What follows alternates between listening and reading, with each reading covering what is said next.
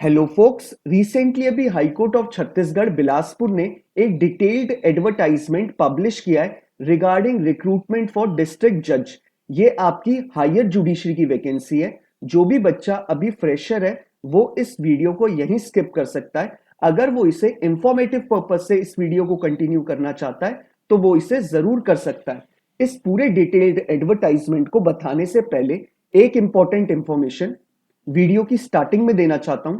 जो भी बच्चा अभी लॉ स्टूडेंट है, लॉ ग्रेजुएट हो चुका है या फिर प्रैक्टिसिंग एडवोकेट है ऑल ओवर इंडिया के किसी भी कोर्ट में, अगर वो चाहता है कि इंडिया में हमारे लीगल फर्टिनिटी के रिगार्डिंग कोई भी वैकेंसी निकले, चाहे वो आपकी इंटर्नशिप अपॉर्चुनिटीज हो या फिर आपके जुडिशरी की वैकेंसी हो या फिर सेंट्रल और स्टेट गवर्नमेंट के द्वारा निकाली गई पीएसयू की वैकेंसी हो, बैंक की वैकेंसी हो या फिर आपके इंपैनलमेंट होने की वैकेंसी हो, जो कि हमारे प्रैक्टिसिंग एडवोकेट्स होना चाहते हैं, कोई भी वैकेंसी हमारे लीगल फर्टिनिटी के रिगार्डिंग निकलेगी तो आपको इस चैनल पे वो वैकेंसी टाइमली अपडेट कर दिया जाएगा, ताकि आप जल्दी से जल्दी एक अच्छी अपॉर्चुनिटी को ग्रैब कर पाए और साथ ही साथ उस पूरे रिक्रूटमेंट प्रोसेस का पार्ट बन पाए।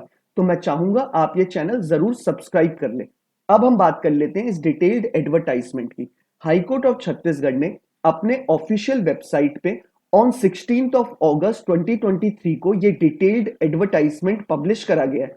इस फॉर्म को फिलअप करना है आपको ऑफलाइन, ऑनलाइन ये फॉर्म नहीं है, ऑफलाइन ये फॉर्म रखा गया है। मैं अभी आपको पूरा नीचे अनेक्स्चर दिखाऊंगा, बताऊंगा कि आपको ये फॉर्म फिलअप कैसे करना है और कितनी चीजें आपको उसमें रिक्वायर्ड है। और ये फॉर्म आपको 7th of September 2023 before 5 PM आपका ये एनवलप पूरे रेलेवेंट डॉक्यूमेंट्स के साथ हाईकोर्ट ऑफ छत्तीसगढ़ के रेलेवेंट ऑफिस पे पहुंच जाना चाहिए, तभी आप इस रिक्रूटमेंट प्रोसेस का पार्ट बन पाएंगे।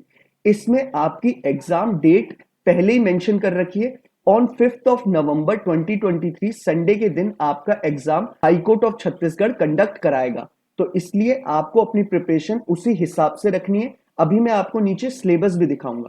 अब हम इस डिटेल्ड एडवर्टाइजमेंट को शुरू करने से पहले सबसे पहले वैकेंसी देख लेते हैं। नंबर ऑफ वैकेंसी हमारी 3 निकाली है हाईकोर्ट ऑफ छत्तीसगढ़ ने।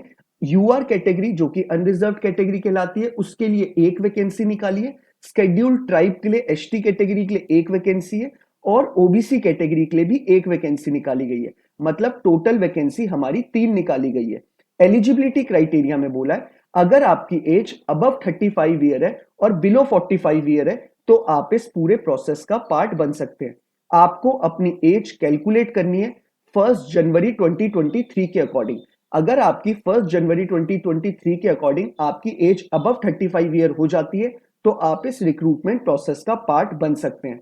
और अगर आपकी एज बिलो 45 ईयर है 1 जनवरी 2023 के अकॉर्डिंग तो आप इस रिक्रूटमेंट प्रोसेस का पार्ट बन सकते हैं।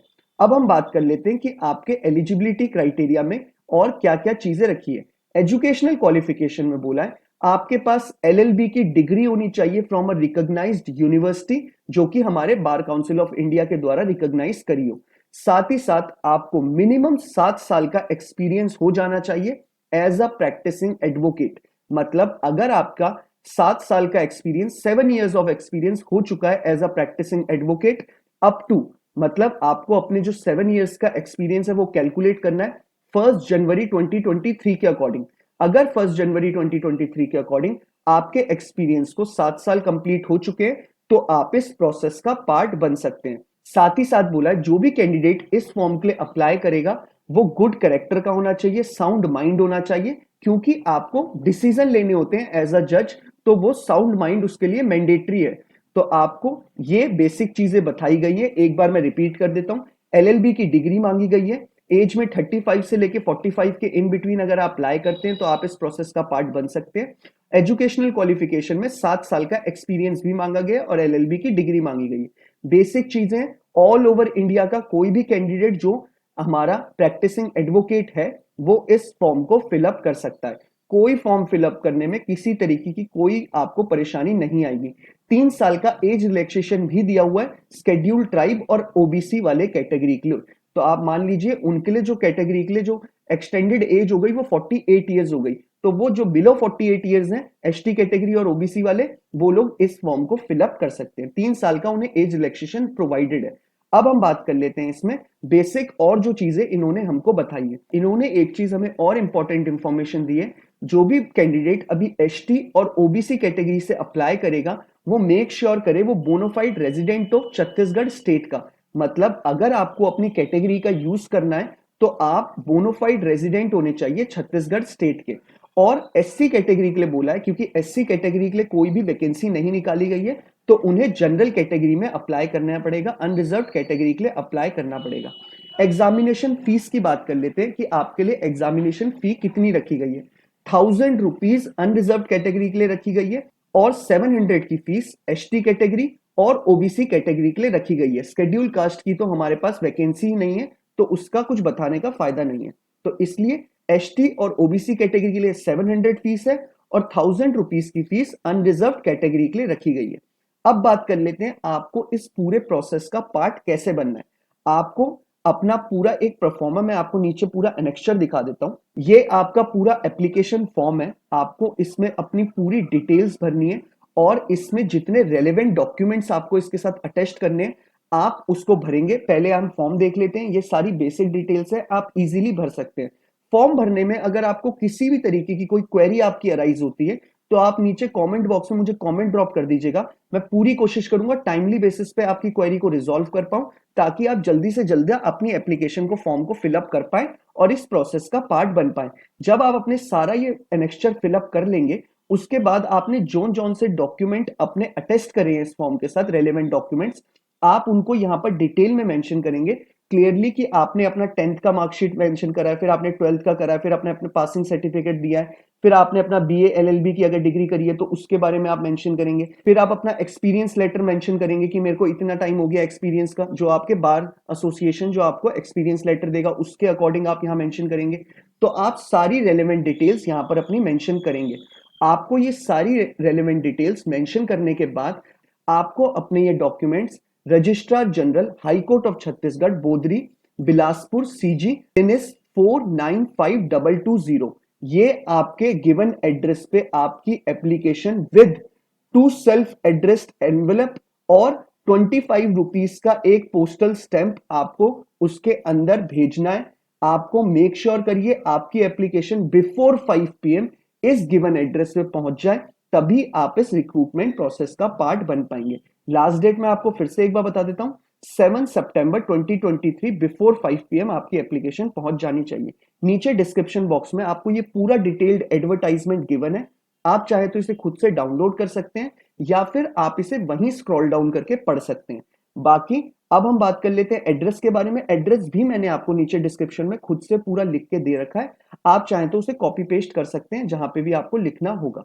अब बात कर लेते हैं हम इसके सिलेबस के बारे में कि आपका सिलेबस क्या आने वाला है। वो पेपर 1 लॉ में आपका सीपीसी आएगा, एविडेंस एक्ट आएगा, लिमिटेशन एक्ट आएगा और छत्तीसगढ़ रेंट कंट्रोल एक्ट आएगा।